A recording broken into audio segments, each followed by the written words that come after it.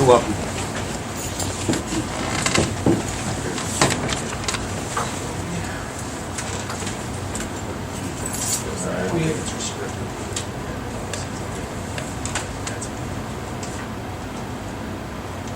Regular meeting minutes from the September 5th meeting.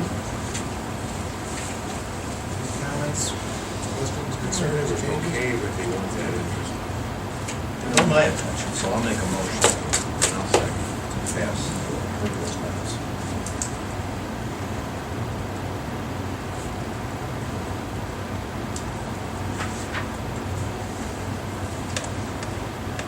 John? Yes. BJ? Yes. Yes, sir. We have two guests tonight. David Scalf. Yes, sir. Okay. Floor is yours, sir. How do y'all proceed? Do I stand or sit? Or? Stand, whatever makes you comfortable. Stand, sit. Gentlemen and lady, my name is Dave Scalf. I reside here in Auburn Township over at 12385 Regal Place, far corner of the township there. Recently, y'all did a road project, resurfacing of Stafford Valley. That's my two main concerns, is because that's the roads leading to my residence. We saw the sign, myself and my family were leaving out on 8/11, August 11th this year. We saw the signs announcing the roads would be closed for road work. Didn't say what, at least I don't recall what they exactly said before.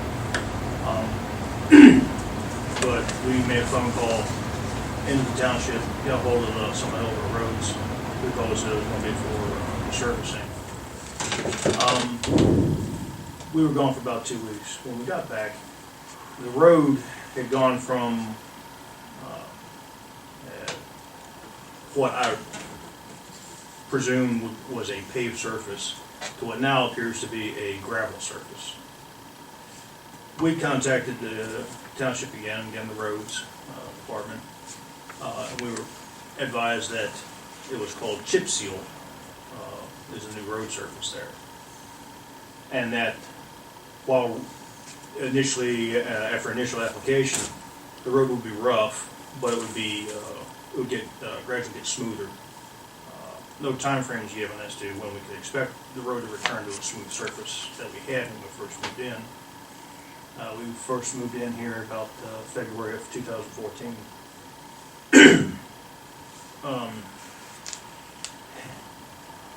In the time now that the surface has been laid down until now, road surface really hasn't changed much. Still very granular. Still throws up a whole bunch of rocks, especially if you get behind, if you have the unfortunate situation of getting behind somebody, you're following somebody in a vehicle. The road surface is very unagreeable at this point. Again, this is not what the road surface was when we first moved here. However, in talking with roads, yes, and in doing my own research, it has been chip sealed. I don't know if it's the exact same process over time, but at least as far back as my research has shown, it's been chip sealed since 2007. The only other thing I've seen as far as repairs to the road is sealing whatever cracks have appeared in the road surface. And that has not greatly interfered or done any type of damage or leaving any residue or anything on my vehicles until now. Now at this point in time, according to y'all's website, the project was begun on 8/15, August 15, and was completed in 2 days. 8/17 is when it showed completion. Pretty fast by my standard, but then again, I'm not from here, so maybe they can do it a whole lot faster. However, it just does not appear as if this road service has been completed. And by that, I qualify it by saying it doesn't look as if a steamroller has been run to flatten it out. There are numerous, for lack of a better term, lack of a better description, speed bumps in the road, starting from where the project began on East Washington here, leading all the way up to the township limit on Snow Road. And that's where it looks like a truck that was laying the material came to a stop, and I guess in the stop, some extra pebbles or what have you came out. Now there's several, again, by observation, it just looked like speed bumps. But it does not look as if the road has been properly pressed out or flattened out, or whatever term you use, would use in this situation. Still throws up a whole bunch of pebbles, which gets to sound really interesting at 45 miles an hour, especially when it's hitting your windshield or hitting your undercarriage, or if the vehicle's coming from the opposite direction and those pebbles happen to hit your side glass. And now it's been over a month since the road repair has been completed. My vehicles are now covered in dust. When we talked to the roads personnel, well, they were saying that the dust should abate, should go away given a point in time. However, again, no specific point in time, and I understand that's nature, is, could be given.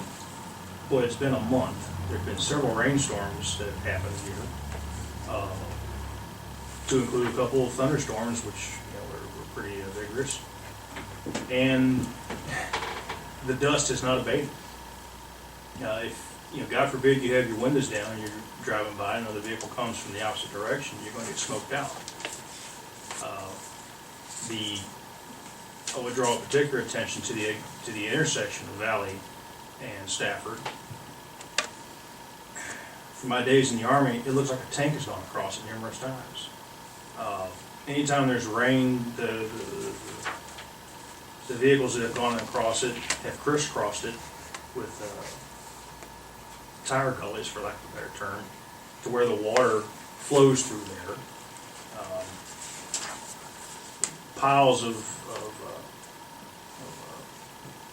pebble and debris are on all sides, all four corners of that intersection in particular. The gentleman who lives on the northeast side of it, I've only observed him mowing his lawn, but in doing so, he's become very careful of mowing it to where when he goes, he makes sure the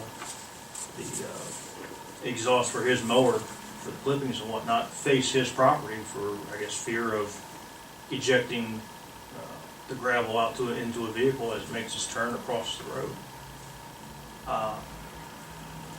What I'm seeking is there some way that we can expect somebody to come out and address the issue, the township, or probably more importantly, the persons who laid the road, the company that laid the road. The road does not appear to be completed. In doing my research of chip seal, and this has come from the internet, so bear with me. It's a paved surface treatment that combines one or more layers of asphalt with one or more layers of fine aggregate. And I understand the aggregate to be pebbles or rocks or what have you, gravel.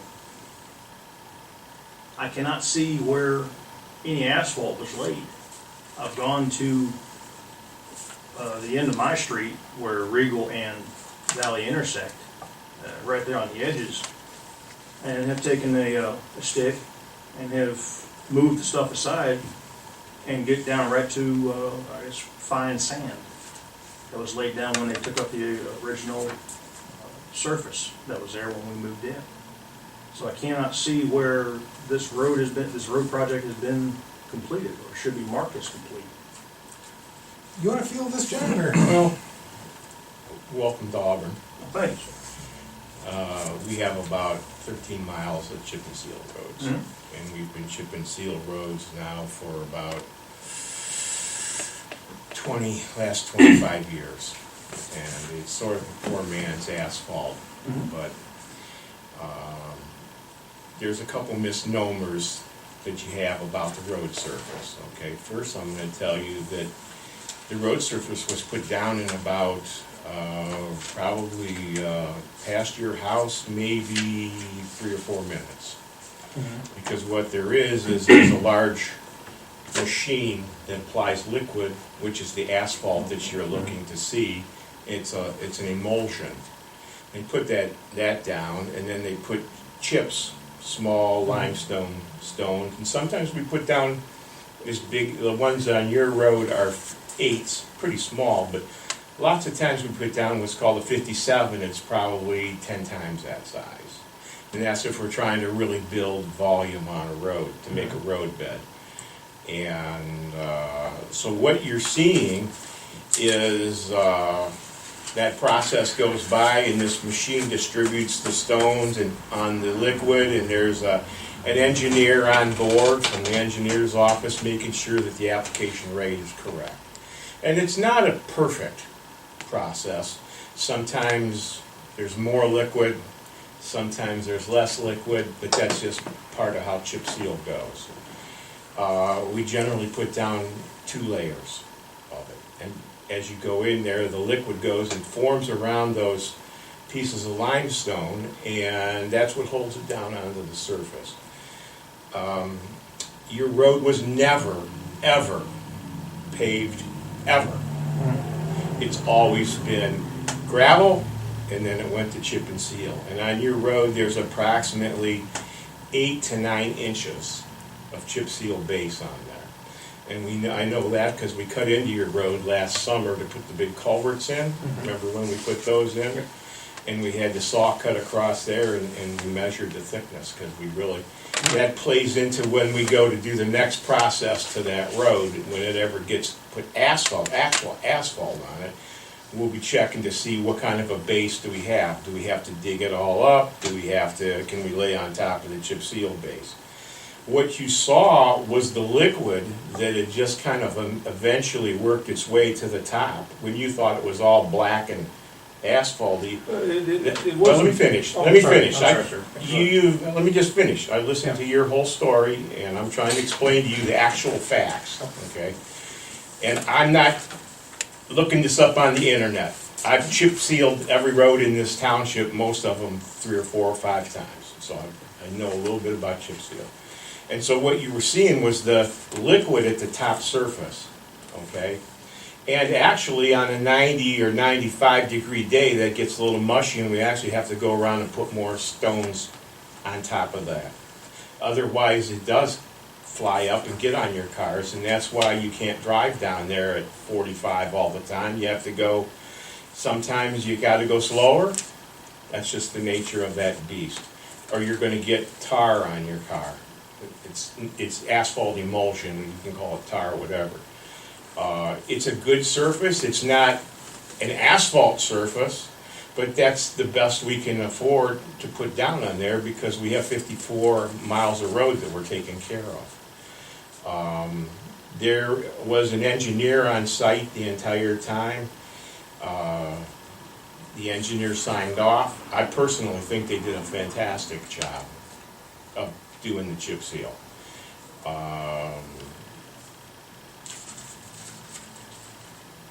The process, how long did it take? Did I say? I'm a little bit. The process took maybe 5 minutes to go past your house. That's how fast it goes. 2-day period. But we put it up because I think they were only here for a day and a half, chipping, we did 5 or 6 miles this year. Yeah, but that's a process that we're gonna happen, and to be honest with you, you can follow along on the website, on the road program, and you can see exactly when you're scheduled to get chip seal again. Now that surface has been on there about 4 years, and there's not that much traffic, and that's why we were able to get that many years on that particular surface. There's always going to be some stones on the edge that didn't adhere because they're just going down and dumping these into the liquid, and that's how that process works. Was it rolled? Yes, it was. It was rolled with what they call a rubber tire roll. If you go down, you'll see these. It looks like a regular roller, but underneath, instead of having steel drums, there's about 6 tires. And they're staggered so that the gap between these 2 tires is the tire behind it. And that's how they roll, and they press those stones down into there. And what eventually happens, because it's limestone, is the limestone eventually breaks down from cars running over it, and garbage trucks and school buses. And then it gets down into that condition where we have to go back and do it again. It's a horrible surface. However, it's way better than gravel as far as the cost to the township for maintenance, and that's a big issue for us.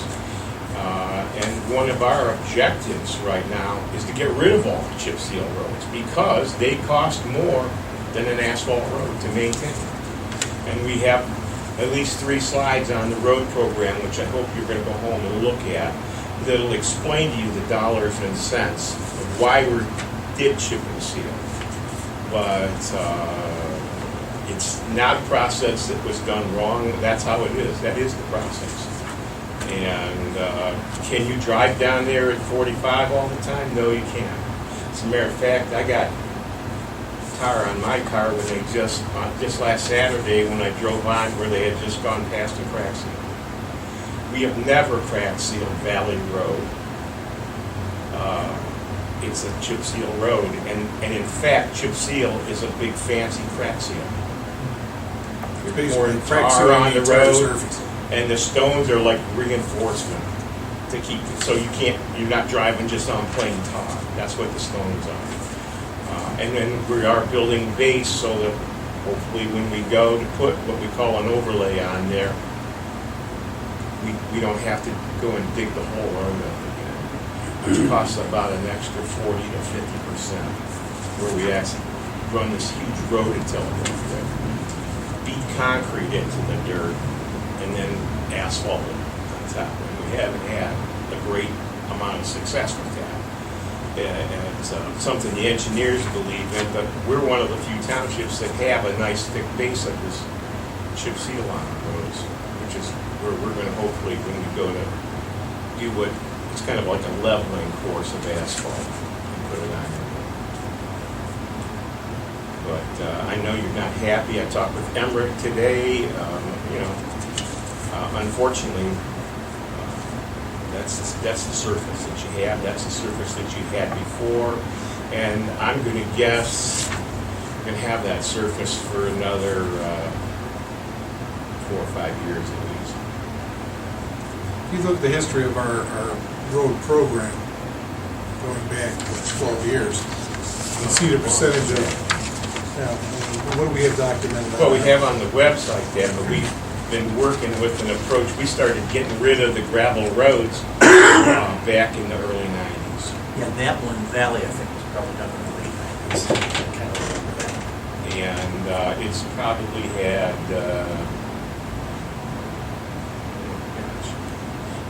we actually have been getting pretty good use on Valley over there because it was scheduled for last year, and due to the fact that we had to put those big culverts in, we just couldn't get everything lined up, and you can't do chip seal until the fall. You got to get it done in the summer months.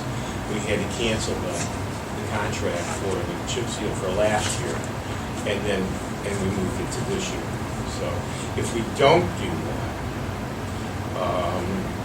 keep building that base on there, you're eventually going to get alligatoring, and big chunks are going to start coming out of the thing, and that's something you don't want. Well, I saw that happening just around the corner from where Regal comes into the valley. So the road had started to degrade to the point where people, especially going on southbound side of that road, would have to make a turn. It's a switchback. And that part where you start the switchback, it started to degrade. And so I fully expected something to be done to the road. I don't know what you want us to do, but there's no more processes that we done with the road. I understand. And, I appreciate you. I'll be honest with you. Yeah. The only thing I guess that I would ask, but you're saying it's not gonna happen, is maybe the company needs to come back in and run steel drum roll over. No. Because I mean, it's. No, it's- you don't roll a chip seal road with a steel drum roller. You don't do that. That's not part of the process. It's a rubber tired roller. It's a rubber tired roller. They're trying to keep the aggregate intact in the. You don't want that emulsion. aggregate If broken you go with into a steel small roller, pieces. you're gonna basically turn the rock It's gonna into happen mush. anyway. Yeah, But but we defeats don't the want whole to start purpose that of a way. chip seal. Again, chip seal is just pretty much one step up from gravel. Except from a maintenance standpoint, once it settles in, you don't have the dust issue that you would have with gravel. Have you lived on a gravel road? Oh, yeah. You may tell from, maybe you can guess from my accent. You're from New York, right? Yeah. You know the clouds of dust that come off that Oh, yeah. gravel roads. Very familiar. We don't have that there. It has been actually very dry. If I took you up to the park up here right now, we got ground so hard you can hardly pound a stake into it right now. It's not wet like it was in the springtime. It's been dry lately. But I just have to tell you that was a very good chip seal job. And we've had bad ones. We had a guy put too much liquid down over on Frank's Road, and they had to come back and put a whole nother course of stones down. There's nothing you could do. But they had to put a whole nother course of stones down and basically do the job twice. It's going to smooth out a little bit. Is it going to be smooth like you thought it was, where you thought it was paved? We don't want it to do that. It'll be a couple of years for it. It's gonna Yeah, it'll be take a that while smooth to again in get about 4 smooth. years, and then we'll redo it again. We don't want it to get that smooth. That's going to be a solid tar surface. And on my road, I live off of Bartholomew, and down at the end of my street in Bartholomew, issue we have right now is it's a low spot, and the tar is coming up, and every time we get a 90, 95 degree day, we got to go out and put more chips on there because it's just a sea of tar. It's just, that's just one of the hazards of a chip seal road. I wish we didn't have one in the township. And you say, well, why do you have them? It's cost. It's just cost. It's just cost. Do about 8 miles of chip seal versus 1 of asphalt for the level of course. So that's the cost difference. We would have a mess and a half there. And I lived on gravel 15 feet off the road for many years.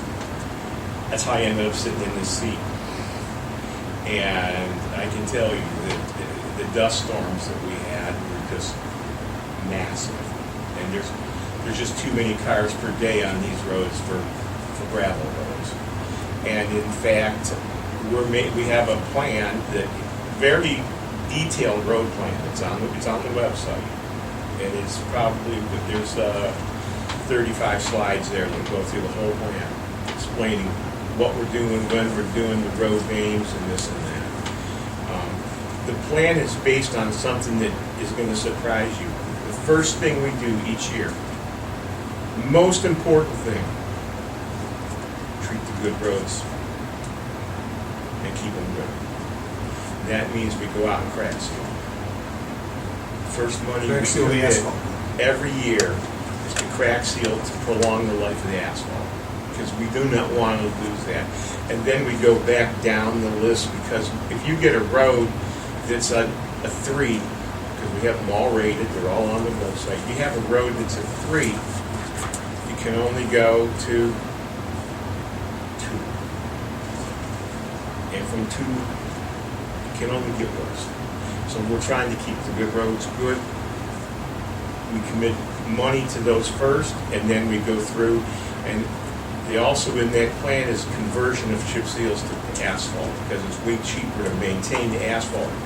We just don't have the money to go out and put asphalt on every road. I'd have to have at least 10 mils of a tax levy to do that. And I don't think you want to pay that. All right, sir. Thank you. I'm sorry, we don't have the answers that you want, but we're gonna be honest with you and tell you. But welcome, you know, we are a township and we're rural. We are rural. That's where I came from in Virginia, and we had, it was the same term, every term used interchangeably, we had what we call macadam roads. And most of what they did is they threw down the gravel and then they come over it with a car, Yeah. but they press it in. The issue being, of course, if you ever lived through Virginia summer, 90-degree days with 100% humidity, that stuff rolls up anyhow and you end up wearing out your road, especially if you have heavy trucks and whatnot. And you'll notice that we can't mow the roadsides when it's really warm because all the tractor's gonna do is wrap the road up around the tires. It's not a perfect surface, believe me. We know that, but I just can't. We're spending $1 million each year right now on contracted projects, and the only way to put more projects out is to collect more taxes, and I don't know that people are really in favor of that. Most people. What's it cost for a mile of asphalt now? Well, $400,000. Yeah, it depends where you are, what you're actually doing. If you have to do base, it's a hard number. On Stafford Road, we spent $750,000 on a mile and a half, where I had to go and dig it all the way up and put a new base on it. So it's a wide variety of costs. Valley Road is not a very busy road, and we're trying to keep building that chip seal base. I should have close to 10 inches now on there. That's starting to be a pretty decent base. So now all we should have to do is put overlay on top of that, not dig it up. And we could save $250,000 to $300,000 a mile to do that. And that surface then, it being asphalt, you're going to get 10 to 12 years. What's the length of that road, roughly? On Valley Road there, well, from the beginning to the end, I can't tell you exactly, but it's probably close to On my section from Stafford to Snow. Snow Road is also a We don't go to Snow. Newbury, north end of that is Newbury Township. Yeah, we stop just a little bit north of Auburn, at the end of Auburn Township. Actually, Newbury, who's the township north, we did that, now we're gonna build them. And you don't wanna hear this, but I'll tell you, the people in Newbury are tickled right now. They were a little upset because we did it, their end was a little worse than ours. And they didn't get the chip seal because it was too expensive to just chip seal that little spot all by itself. So they piggybacked onto our project, and then we're gonna go back and bill them here now for their little section. But those people that live up there are happy as a plant. It's one man's perspective. But we got winter coming here. Anything that's still loose, the snow plows are going to take it away for you. That would be the only other commentary would be, you're gonna play hell come time for cloud come through. Because as much, as rough as that surface was, I appreciate your explanation and everything. Well, I have comparison, of course, where I come from, Virginia and the surface, but when you guys run a plow over that, Which we have for 25 years. yeah, and guarantee you'll be replacing a plow blade. Carbide blade, and we'll probably put 2 on. That's something I don't know anything I about. do, yeah. However, A that steel plow blade is wouldn't gonna- last at all. But Good God, it's gonna. we run carbide blades, and we'll probably have to Carbide's run good stuff. It basically scratch glass with it, so it's not as hard as you can get for that application. Which is why we went away from steel blades how long ago? Oh gosh, we haven't used steel blades So I think it's been, in 25 years. yeah. But that's just one of the Beauties of living in the country. beauties of living in Auburn Township. Now, if you know where Parkman is? There's two townships to the east, Oh, okay. okay? Yeah. I'll take a ride around there, you'll think you Those live on people would lay 422. down and die to live where you live. It's all perspective. And I live on a chip seal road too, so.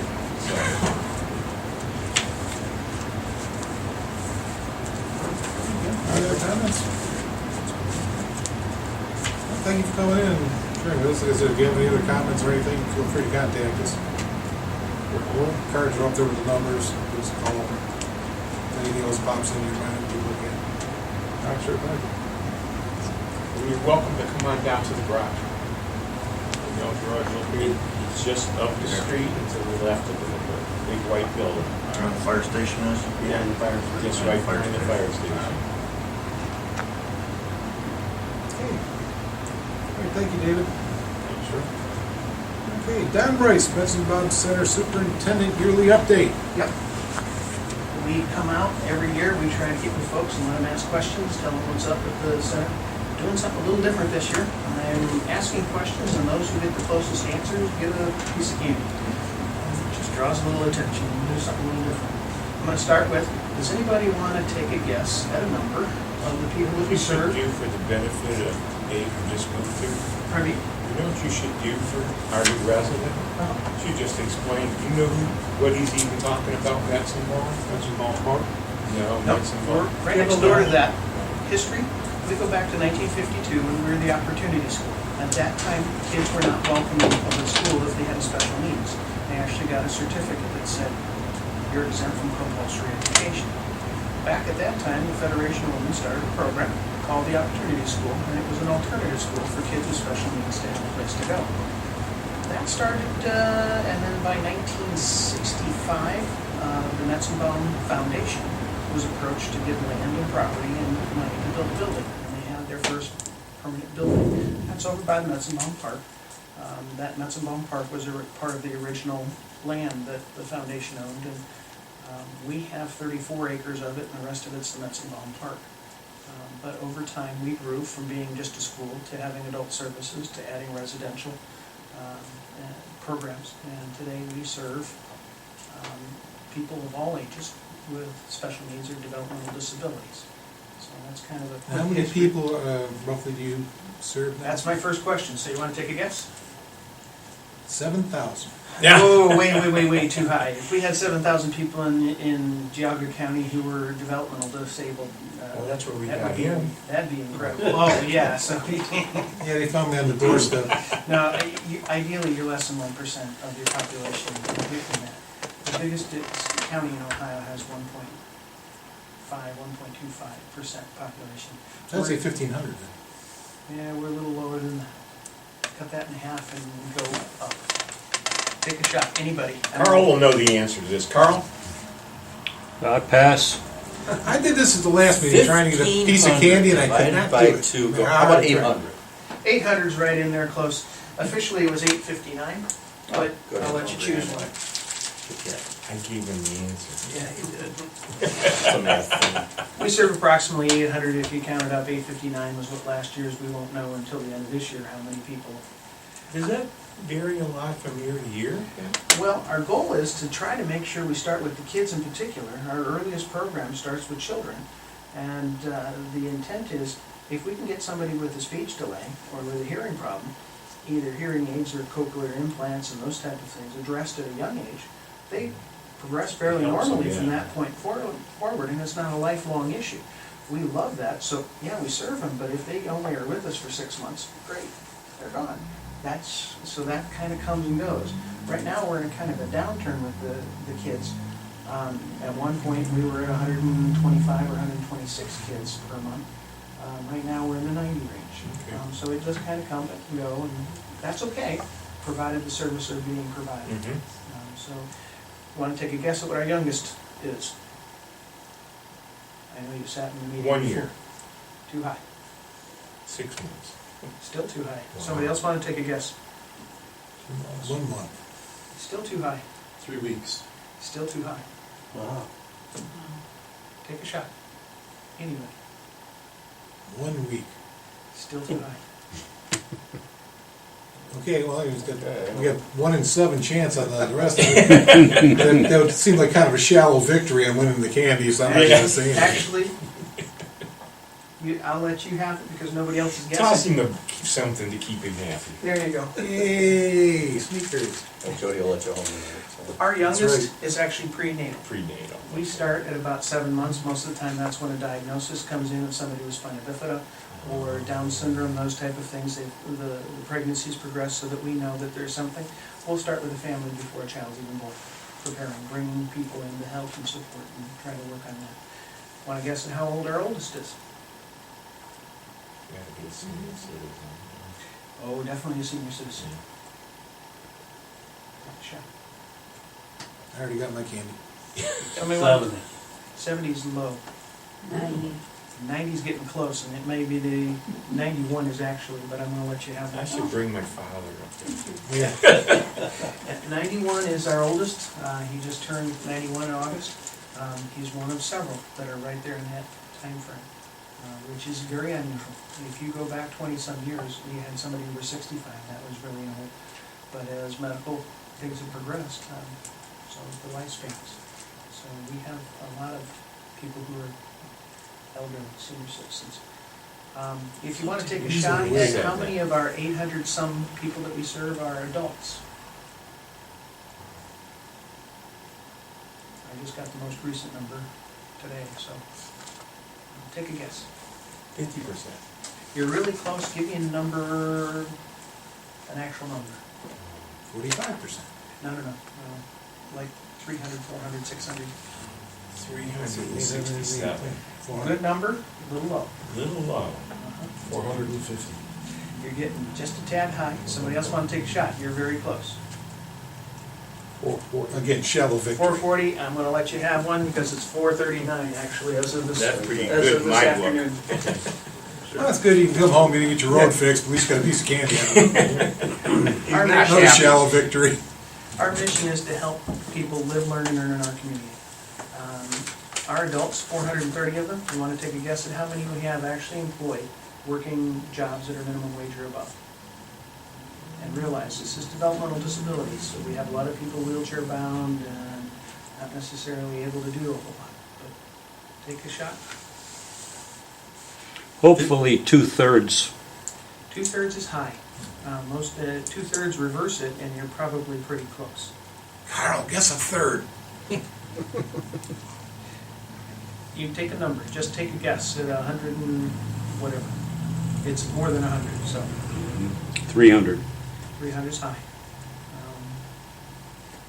168. 168 is really much better. It's really 115. So I'm going to let you have another one. If you go back 10 years ago, I'm gonna let Fred pick one, because I know he's like feeling really bad about himself at this stage of the game, so you're welcome, Fred. if you go back 5 years ago, we had 35. We're working That's regular real jobs. progress, isn't it? Yeah, we're at 115, which we consider to be a good gain. We aren't done. We'd love to get to 300, but in all likelihood, that's just not possible. Most of our folks are probably not there. Our goal, if we can really get there, would be 200, would be great. That'd be about 50%, and that would be probably top in the state. If you had 50% of your people actually working regular jobs. That's really reaching. Let's see, any other questions you would have? What else would you like to know? Where does Metzenbaum get its funding from? Sure. You want to ask a question, or you just want me to go around, because I can do that too. Our funding comes from 4 basic sources. First of all, the tax levy. Second, from Medicaid dollars or federal dollars that are involved. There are 2 forms of state dollars that come in. Department of Education has some that we flow through into the public schools, and then the Department of DD, which is our local, which is our department at the state. And then the last part would be contracts that we have with the local school districts or with donations, which we receive donations. You want me to try to have Just another candy given away? approximately, what's the percentage of the levy? 68% of our dollars are local levy dollars. That's Without not our You got it dollar- right, you get a piece of candy. Well, Yeah, no, I'm gonna let you guys have it. that is an important levy, guys. Without the levies, Yeah. there is none of the services that we look at. Our levies is what drive us, which is why we can stand and try to say to the state, listen, you're setting all these rules, Yeah. but you're not paying for anything. The actual number that we get from the Department of DD in subsidy is going down. The number that we get reduced by about 150,000 again this year. For the subsidy, it's less than 3%. So Don, who do you report to? I have a board. It's made up of 7 people, 5 who are appointed by the commissioners, 2 who are appointed by the juvenile court judge, so Judge Brindle. And I answer to those board members. Those board members are a mix of family and non-family. I have, I believe, 3 of them don't have any family involved. They're just community members who are serving as an appointed position. They are unpaid volunteer positions. The remaining 4 have family involved, and they're coming from different areas, so an adult who's in residential, an adult who's in employment maybe, or one of the other programs, a child from early intervention, and then potentially a child in the school age, one of the school programs. Well, I just wanted to point out how I remember from when we did the last levy, how a lot of people really misconception that, well, the governments, other governments are paying for this, and the real people you were answering to is the tax base of the county, and it's been well supported in the past. And we much appreciate it. And I do want to say that we have people in Auburn Township that utilize these services, and that I can know of one person that was as young as a few years old. And I know of some other people that I didn't know about 80 or 90, but I know other people that are older, and it's a fantastic service. We need to cherish this. We're proud of who we serve, and they're good folks, and the original superintendent was actually in Auburn Township. Mhm. Sure. Yeah. If you We knew just George lost him Clemens, not he too just long lost ago. him less Right. in this last year here. Absolutely. But, yeah, we have a long history, and we appreciate that, and I don't want to spend any more of your time. Would you like candy? I have it. Some of you so give it losers away. still want some candy? Carl needs candy. Carl Carl wants needs candy, something. all right. Thank you. You're welcome. Would you like one? No, don't do candy. All right. Chief, would you like one? I'm good, thank you very much. Thank you. If you have any questions, please call me. Our numbers are in either website, Facebook. If you'd like to see what's going on, Facebook is the, friend us on Facebook and you'll see all the stuff. So the dance profiles, our kids just won state softball tournament, they're state champs in their division. I can't call them kids, they're adults, nowadays, but there's a lot of things going on. A lot of fun, a lot of things. Community's welcome to participate and be involved in them. In many of the activities, it's either free or very small cost. If you're the art class that meets every Wednesday night, there's a $5 charge because you take home what you've created. So if you're doing painting that night, they're providing the canvas and the paints, and you take home what you painted, so there's a cost for that, but otherwise it's free. So, Thank you. Thank you, Dan. Thank you. Thank you. I appreciate it. And I'll exit and let you get on with everything else. Thank you Sure, very you're much. missing all the exciting stuff. Yeah. Now we're ramping up. Thanks. Take care, Dan. Have a good evening. Okay, scheduled reports, Chief Phillips. One thing I've got is reporting on the clam bake. We had packed house, 290 bakes sold, 115 extras. Unfortunately, we did have a few clams that had mud or sold in them this year, which we talked to our vendor about. It's the luck of the draw. We've always gotten good clams. But other than that, it was a great clam bake, and I think everybody had a great time. Does how many bakes again? 290, 115 extra. I think the girls did well in the raffles too. So it was a very nice event. Everybody looked to be having a really good time. The band was great. The Boy Scouts raised $160 while they were there, selling tickets and giving donations. There was like 20 scouts there that night. Do I remember right? They said that Yeah, it's quite a good, few of them. good turnout. Thank the Lord for their help, because they helped us out. They do a fantastic job every year for us. Yeah, and they were running around taking care of them still. They were cleaning up the tables, carrying bakes for people. It was really, really good. Yeah. Okay. That's it for my report. All right, thank you, Chief. Trustee reports, Mr. Eberly.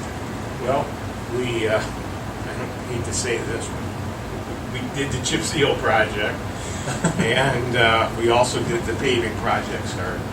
Pretty much done some striping and left, and a little bit of burning. Went Taylor May Road, very pleased with that, what we did, ditch end to end, hooked up with Bainbridge, they fixed their end all the way over to Snyder, and that little section right there, and so you have a really nice stretch of road there now. I happened to drive all of the roads with Dave from CEI. We did about 70 miles on Thursday afternoon, located every street light. And I'm not sure why I had to go show CEI where their streetlights and their poles are, but we did find a few that they had mismarked, and You so. think they have a record of that? So anyway, we're going to have that resolved, and they're going to, they're just not the fastest bunch, and I had to prod them a little bit to get this thing rolling. We're switching all the street lights to LED lights. And, but anyway, there was one light I took down. It was over on 44. There was two lights within 60 feet of each other, and then there's the freeway lights. It's very well lit, so we took one out. And then they have a hard time understanding that Edward Lane is not in Aurora. And I'm not sure, we may not have to pay for that one because they think it's in Aurora.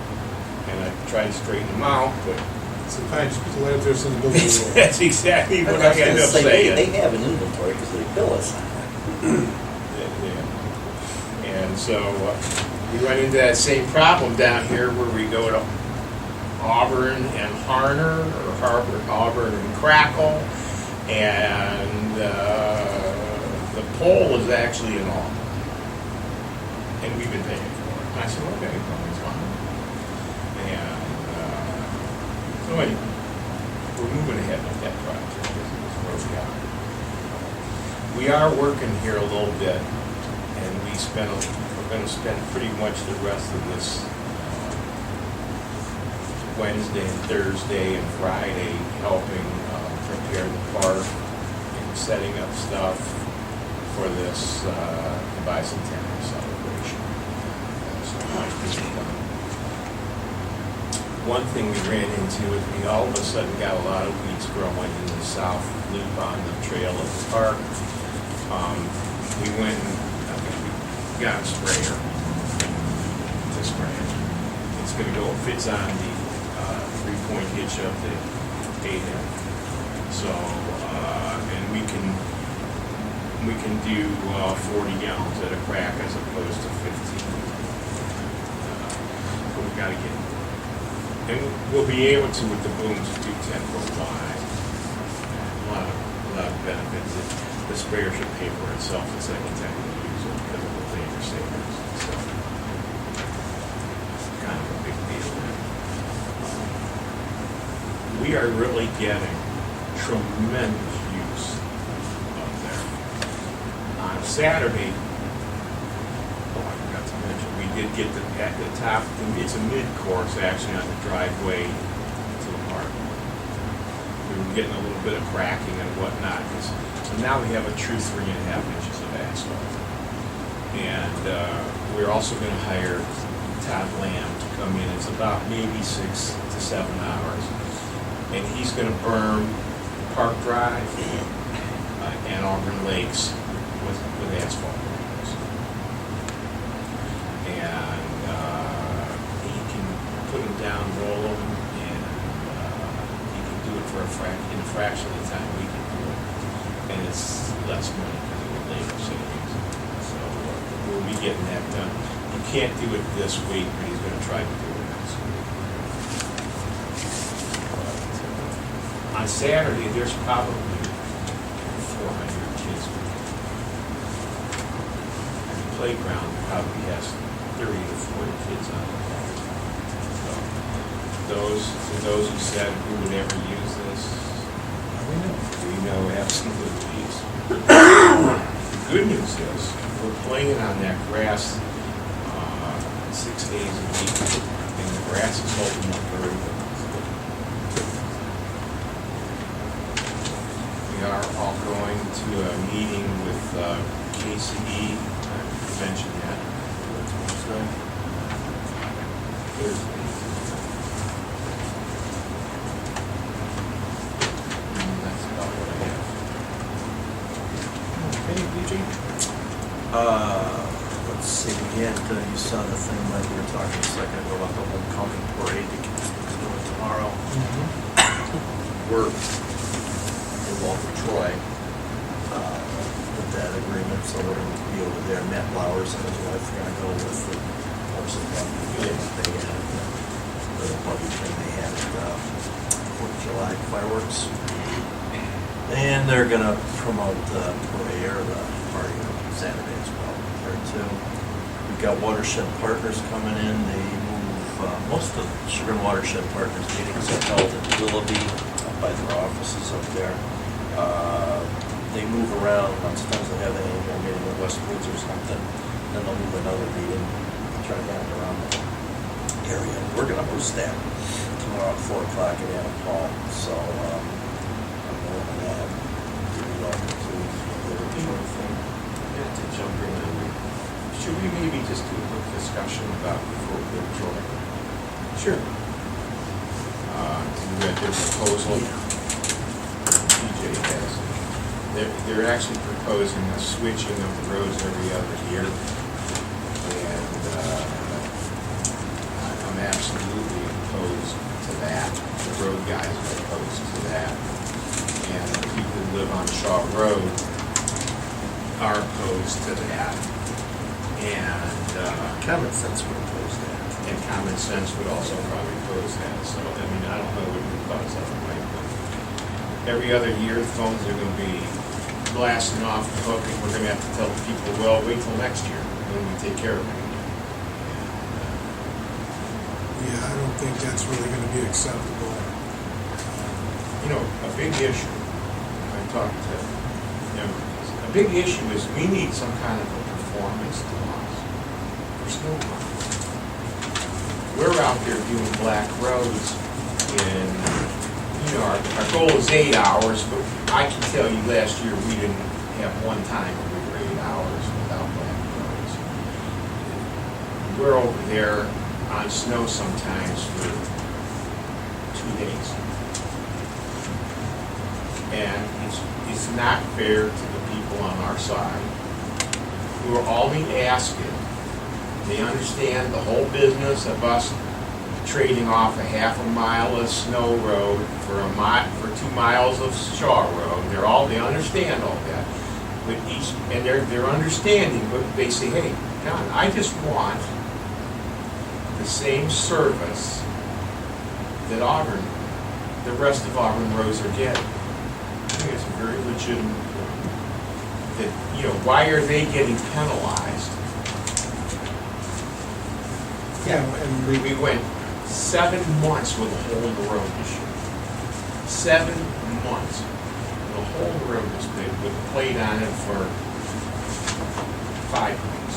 That's ridiculous. Like I said, if we go back to taking care of our own portions, then we've got half of Shaw Road which will be plowed, the other half will not be plowed. Well, you were there when we went for the trailer issue, and, you know, even the Troy residents don't want Troy. maybe take care of it. Okay, Don't you remember that gentleman who, yeah. every time the statement came Yeah. in? Having lived there for 27 years, I don't know, it's a problem. I'm not sure how we do this, to be very honest with Well, The only thing we can do is, I think when we're discussing with them, is to bring up a performance. Ask them what they're, What's their policy? What if- I've always been under the impression, and I know I've heard it firsthand from trustees out there over the years, they plow with 3 inches of snow. They don't plow before there's 3 inches of snow. By that time, there's hard pack. That's not what we're doing here. Hence the problem with the people on the Auburn side of Snow Road. There's a different set of rules there that as far as keeping that road clear of snow, let alone maintenance. Yeah, it'd be nice to have some standard policy between us and Troy. I'm not sure we're gonna get that because they're separate townships, so. And I really am just gonna come. And I don't expect to work out a final answer until we come back, talk with them, Rick. What if we just say, look, you pay us in Morganton. You're paying Bobby Goodwin. Yeah, they don't have The problem- that's the other thing, is they don't have they don't have a road. Right. It's private, they hire it all. Pay us. They hire it all. Pay us. Now, with that culvert hole, we delivered the pipe, not even supposed to, but we, just to get this thing fixed for the Auburn residents, the pipe sat there for 3 weeks. It wasn't installed. He did a wonderful job. Bob did it. Oh, it's good, yeah. Beautiful. You know what? He can't go install that stuff that he's supposed to do. private contractor. I mean, he can't just, the stuff was there, he says he's not gonna do it until that point. So, It's a whole different way of doing business. And we're trying to treat our residents fairly, whether they live on the west side of Shaw or the west side of Snow. And they're dealing with a whole different way of doing business, which and quite frankly, this has been going on for 40 years, and the problem hasn't been bad on Shaw because we've been doing everything on Shaw now for 12 or 14 we did years. work well with that board back in that era, maybe before that era. With To the Mary issue, with the Lou issue and- two yeah, application, exactly. to get that done. So there was full agreement there of what we wanted and how to get to it.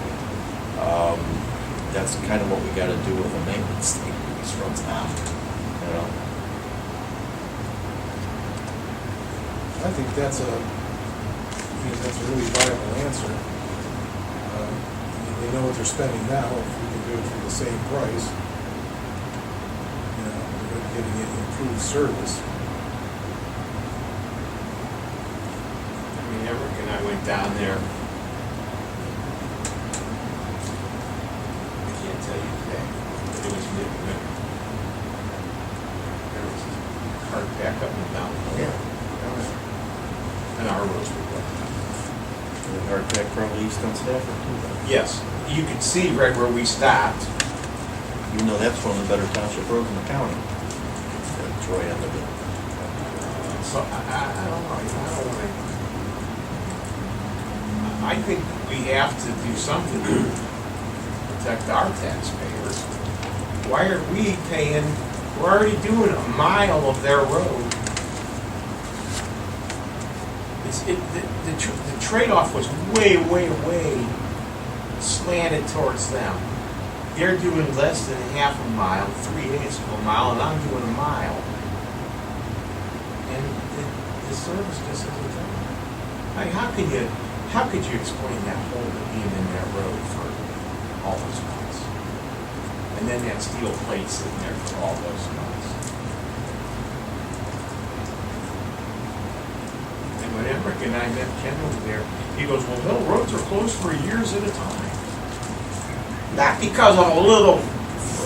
$5,000 project. Exactly. Okay.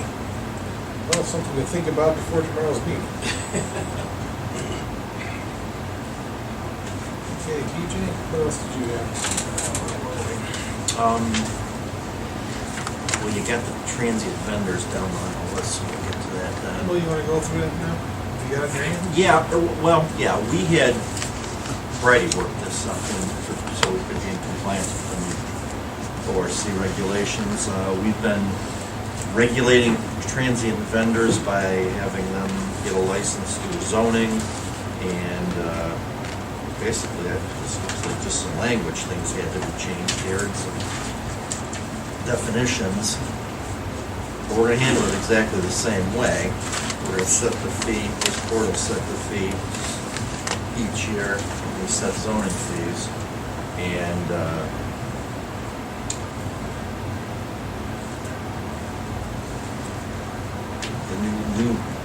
well, it's essentially the same thing, just the definition has changed. Transient vendors is defined herein will be required to register with the township zoning inspector prior to selling, offering for sale, or soliciting orders for future delivery of goods within the township.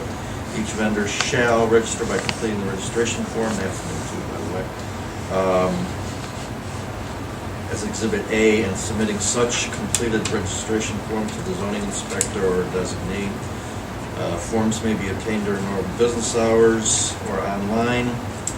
Registration by a transient vendor shall be accompanied by a payment of a fee of $75, which is what we've been setting over the years. Upon receipt of the completed registration form, the fee is $75, the vendor's permit to the registrant, and shall be valid for 1 calendar year. Expiration of the permit, all vendors are required to complete a new registration form and pay the registration fee prior to conducting any further sales activities in the township. So that's basically how it's going to be handled, which is how we've always handled it. But now there's a form, and there's some updated language that complies with the state.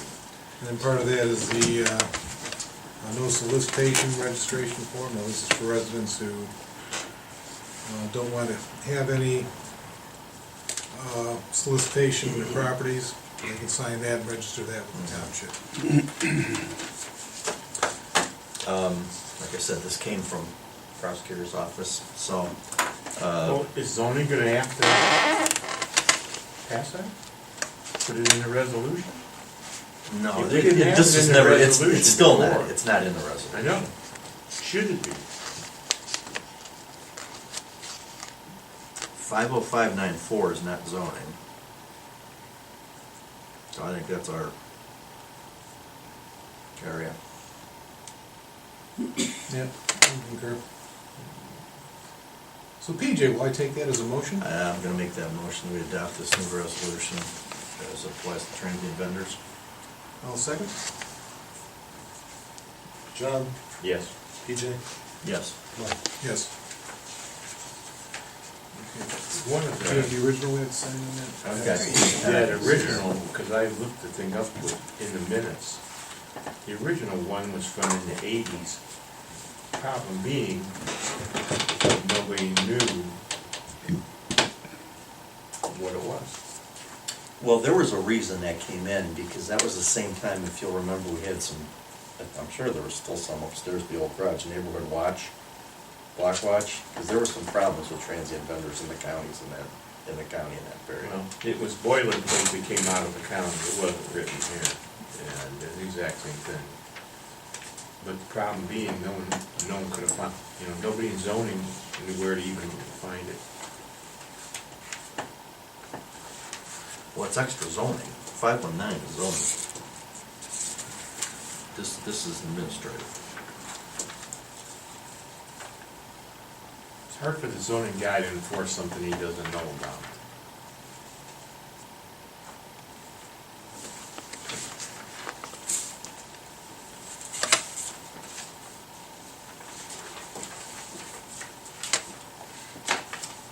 I got a letter about the recent accident down at Bartholomew and Munn requesting possibility of a lighted sign. You know what I'm talking about, those battery powered. Solar sign. Yeah.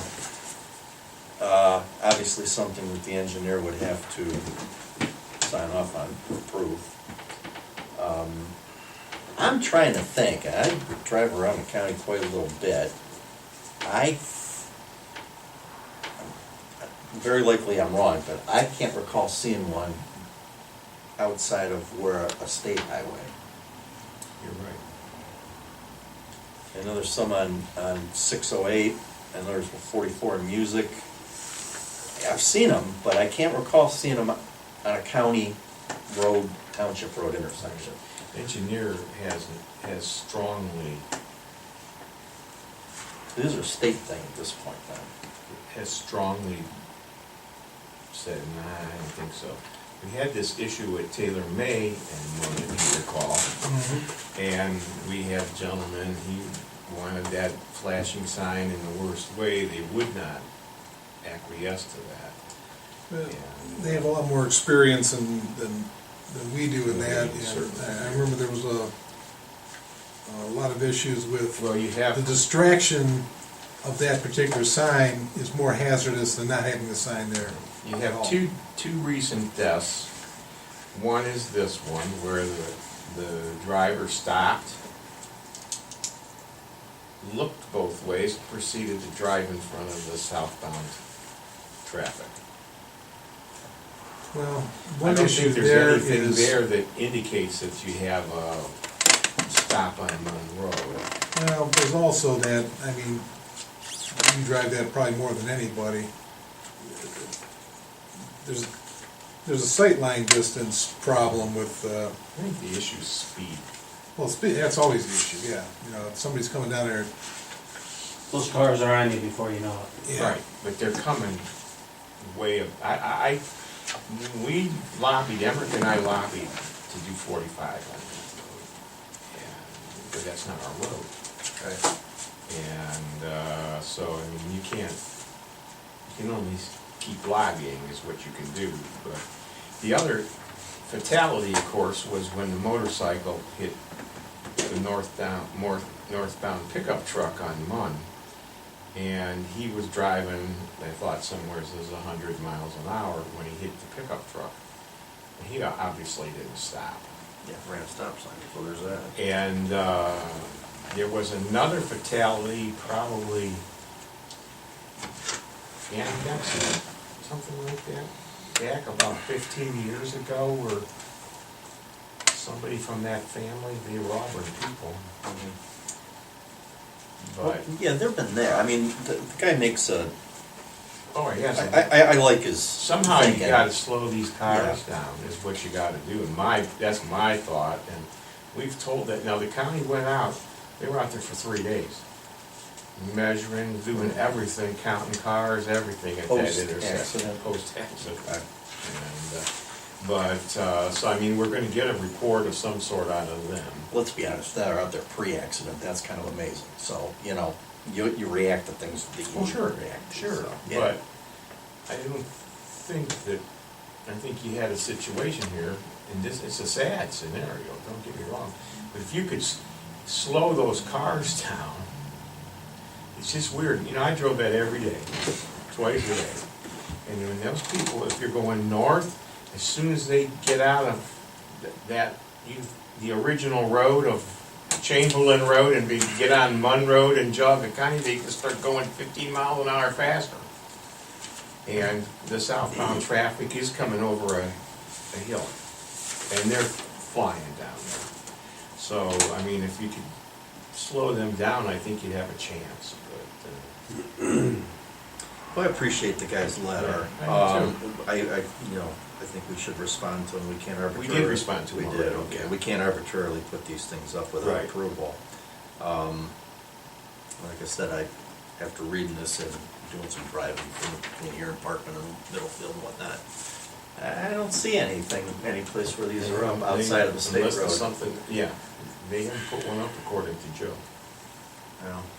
So the only thing we got at Taylor May, after that fatality, was the recommended 45, the yellow 45 signs. Well, we On got, actually, the guy, all of his griping was based on Taylor May, and we did get a high-vis, well, they lowered the hill on this first. They lowered the hill, they But put the they put recommended. high-vis signs up, said stop ahead. No, actually, those are the county signs, those are not ours. No, and I'm talking then on Taylor, on Munn Road though, there's also, right by my street, recommended 45, the yellow sign. Yellow on black. Yellow on I mean, black black on yellow. on both sides of the intersection. Yeah. I don't think anybody really follows that No, you recommendation don't. based on Those John. Those are just recommendations, Yes. they can't enforce Yeah, those. it's not an enforced thing, so I don't know, maybe we could try to lobby the county again to, you know, put 45 up there. I don't know. We haven't had a lot of success with that. Give that a shot. I mean, it's gonna be in their ballpark, so all we can do is talk to Right. Joe and see what he can do for us. Right. Well, I think the next time I see Nick, I might just bring it up to Nick. Yeah. And then if each of us run into Joe, we should each say to Joe, hey, can you just address it for us? At this point, not knowing what's gonna happen in the future, Monroe over there seems to be slightly more dangerous than Auburn. I guess those are our two big county roads across the entire township.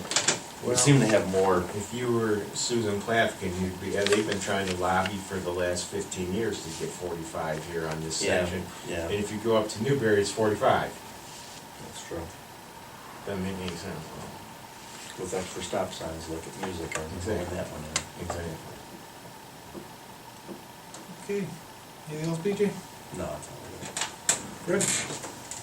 Okay, I have in front of you your regular reports, your revenue summary report, fund status report, corporation summary report, and a payment listing all of our payments for September, 3990 through 4044, totaling $81,505.40. Of note on there, since the last meeting, we did have a truck payment to Middlefield Banking Company for our service department truck, $34,590. And a couple of resolutions. We, back in June, we moved money into the Land Acquisition and Improvement Fund, represented franchise fees and estate taxes. If you recall, we got approximately $76,000 in estate taxes, and to do a little bit of housekeeping, we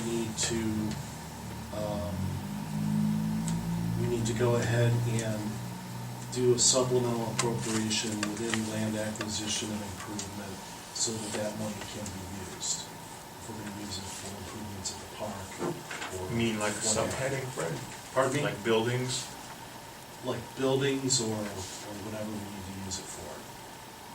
So, here's the resolution, I'll read it into the record. There being $97,820 in supplemental revenue to the Land Acquisition and Improvement Fund, account 4901-931. A supplemental appropriation of the same amount shall be made to the Land Acquisition and Improvement Fund account 4901-610-730, which is the Land Improvement Fund. The first one being the transferring fund. This one, moving it from the transferring fund to the actual improvement fund. A motion? So moved. I'll second.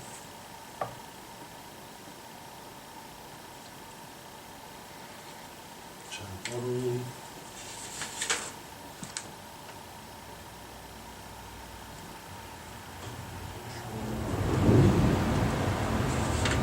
John?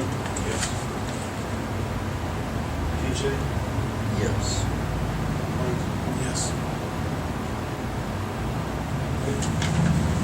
Next resolution, if we want to get our tax money, we have to accept the amounts and rates from the Budget Commission. So I'll go ahead and read this in the record. Be it resolved by the Board of Trustees of Auburn Township, Auburn County, Ohio, that the amounts and rates as determined by the Budget Commission and its certification be in the same are hereby accepted, and be it further resolved that There be and hereby levied on the tax duplicate of said township the rate of each tax necessary to be levied within and without the 10 limitation as follows. We've already gone over these. So look at them. Last meeting, I'm sure. It's just showing voting mills, our mills. All right, nothing's changed. Same thing as it was last year. The exception being that we are going to have that extra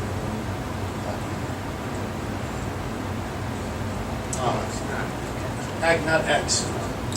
To renew, but they always assume those fail. But there will be, we usually only have what, 3? Or 2, we usually only have 2 of the ones. And the 1, 2. 2 ones and a 2. They Oh, always, yeah, they, 3 ones and a 2. they always, 2 ones and a 2. 3 ones and a 2. This time we'll have 3 ones and a 2, just because it happens to be that. No, but we always have 4 out of 5 years. I know, but I'm saying for the money that they're going to be bringing in, they're going to be bringing in money from 3 ones and a 2. We don't count that. Okay, because- yeah, I understand You know what I'm now. saying? we don't have a real. So, So moved.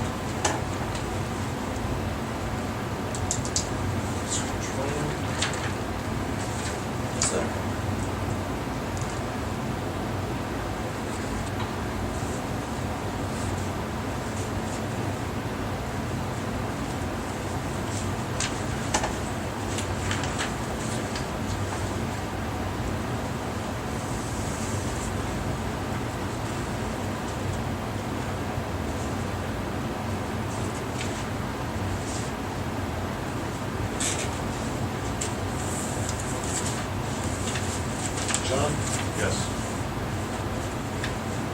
would you? Yes. Yes. And that is all done. Okay. I want to mention, we had a resident in Auburn Lakes who's done a pretty extensive amount of work trying to get the mailboxes there repaired. And he had a long chronology of who he's contacted and everything else. I talked to him, John talked to him, and I did forward all his information to Nick at Dave Joyce's office, and Nick Ciafani. And Nick has contacted the Cleveland Post Office to see what they're doing. And a follow-up email with him today to see what's happening. So I don't have nothing concrete as yet. I think when they told them, well, we're busy doing Amazon right now. Yeah. That was probably not the best idea. Everybody, nobody has any problem admitting to that. Okay.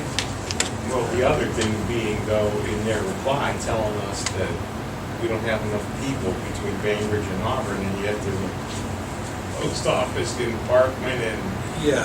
and now that one didn't fly either. Okay. We have new business, franchise fees, $4,311.94. Anybody have any ideas where you're going? I'd say road improvement. Well, I know you would, but. How about Landon? Land acquisition and improvement, I will second that.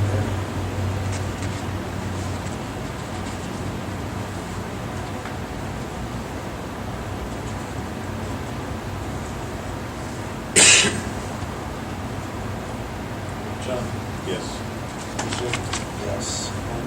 Yes.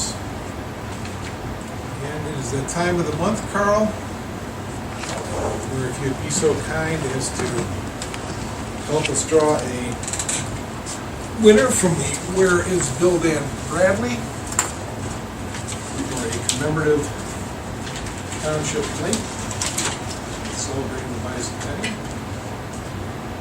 Okay, thank you, sir. You're welcome.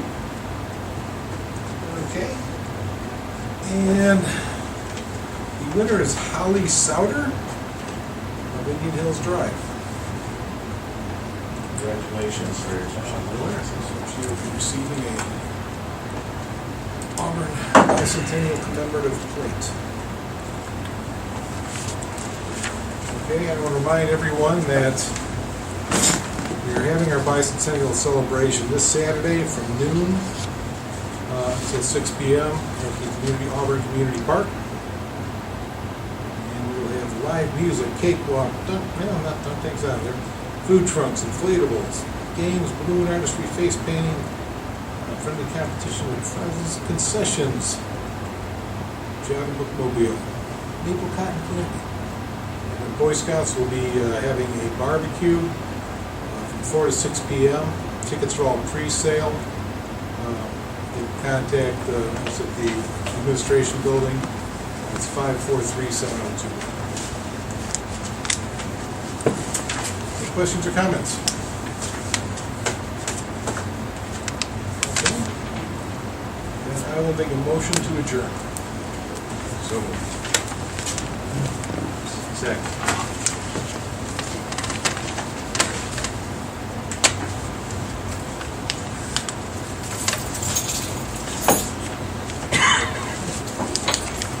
John?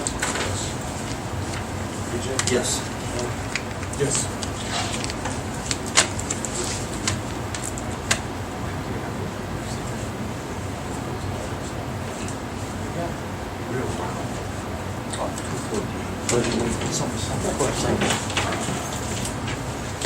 I can tell you we had